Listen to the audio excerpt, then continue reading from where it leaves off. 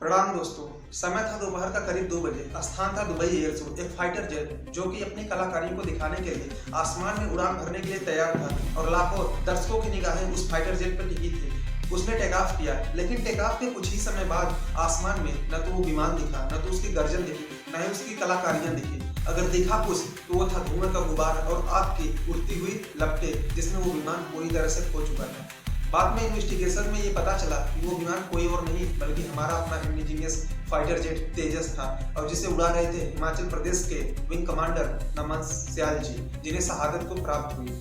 और आपको तो ये पता ही होगा कि तेजस जो कि इंडिया का इंडिजीनियस फाइटर जेट है और ये 4.5 जनरेशन का फाइटर जेट है, जो कि लाइट वेट है, मल्टी रोल है और अपने सिंगल इंजन के लिए जाना जाता है। असल इसकी शुरुआत सन 1980 के दशक से होती है, जब भारत सोवियत ओरिजिन मिग-21 बाइसन पर अपनी सुरक्षा के लिए पूरी तरह से निर्भर था, जिसे मिग-21 बाइसन को फ्लाइंग कॉफिन के नाम से भी जाना जाता है, जो कि इसके क्रैश बहुत ज्यादा होते थे और इसमें जो पायलट था वो बहुत ज्यादा हादसे का शिकार होते थे, इसीलिए इसे फ्लाइंग कॉफिन के नाम से जाना जाता था। हालांकि अब इंडियन एयरफोर्स ने इसे अपनी सेवा से रिटायर कर दिया गया है, लेकिन एक वक्त था जब ये उस समय वो भारत के डिफेंस के एक रीढ़ की हड्डी साबित हुए थे। ऊपर से चाइना और पाकिस्तान जैसे दुश्मन हमारे ऊपर मंडरा रहे थे। इन्हीं सब को देखते हुए सरकार ने डिसीजन लिया कि हम एक ऐसे फाइटर जेट को बनाएंगे जो कि काफी एडवांस हो, जरूरत पड़ने पर दुश्मन के टेरिटरी में जाकर डीप स्ट्राइक भी कर सके। और यहाँ से शुरुआत होती है हमारे LCA प्रोग्राम यानी कि लाइट कम्बैट एयरक्राफ्ट तेजस प्रोग्राम की, जो कि सन 1983 में भारत सरकार ने लॉन्च किया और HAL यानी हिंदुस्तान एरोनॉटिक्स को इसके प्रोडक्शन की जिम्मेदारी मिली। करीब 20 साल की कड़ी मशक्कत के बाद सन 2001 में तेजस ने अपनी पहली उड़ान भरी। वह आसमान का सीना चीरते हुए मानो ये कहने लगा कि हाँ, मैं जिस काम के लिए बना हूँ मैं वो काम करने के लिए पूरी तरह से तैयार हूँ। और 2003 में अटल बिहारी वाजपेयी जी ने इसे तेजस का नाम दिया।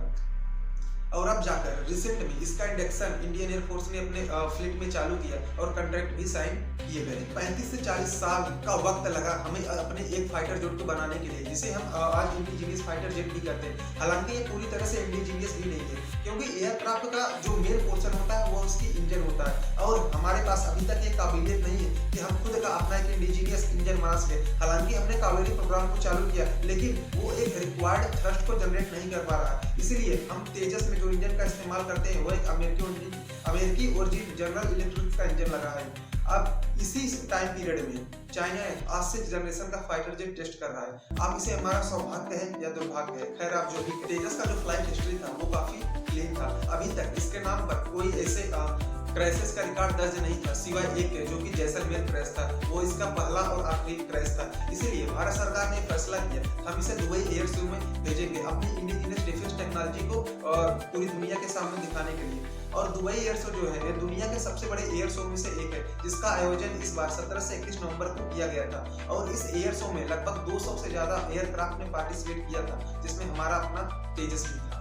21 नवंबर का दिन शो का आखिरी दिन, समय करीब 2 बजे तेजस फाइटर जेट ने विंग कमांडर नमन सियाल के साथ उड़ान भरी। लेकिन उड़ान भरने के चंद समय बाद ही नियत को कुछ और मंजूर था, और ये तेजस जो कि अपने कलाकारियों को दिखाने के लिए आसमान का सीना चीरने के लिए बना था, हादसे का शिकार हुआ। खैर, दुर्घटना दुखद है, पायलट ने हमारी शहादत को प्राप्त, और इंडियन एयरफोर्स में इन सब चीज़ों को देखते हुए अपनी जांच कमेटी को बैठा दी गई है। लेकिन ये भारत के डिफेंस टेक्नोलॉजी के लिए काफ़ी बड़ा सेटबैक ही साबित हुआ है। खैर, क्लियर कट रिजल्ट्स का आना बाकी है। अभी किस वजह से हुआ इसका तो हम कुछ कह नहीं सकते, रिजल्ट आने के बाद ही ये सब पता चलेगा। तब तक के लिए अलविदा, फिर मिलेंगे आपसे नए अपडेट के साथ। Thank you.